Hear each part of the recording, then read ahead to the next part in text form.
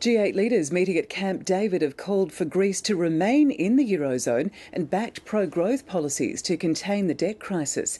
The world leaders have moved on to Chicago, where security has been tightened ahead of the NATO summit. From there, ABC North America correspondent Craig McMurtry reports.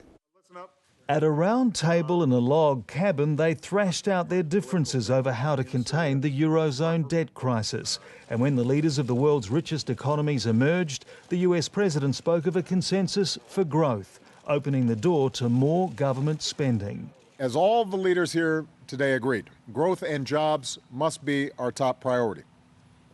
A stable, growing European economy is in everybody's best interests, including America's. Those pushing for tougher austerity cuts appeared isolated, though the German Chancellor told reporters both were needed. The G8 leaders also warned that Iran's nuclear ambitions remain a grave concern, pledging to increase pressure despite what they call a substantial risk to global oil markets.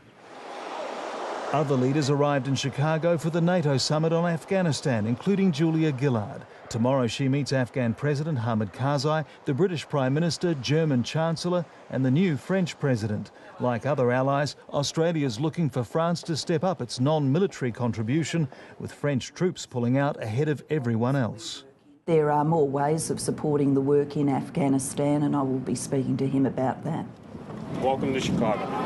Ahead of the NATO gathering, thousands of police and protesters have already claimed the city blocks around the venue. 4, 5, 6! What a bunch of pricks! From the quiet of Camp David to the streets of Chicago, where a massive security operation is already underway.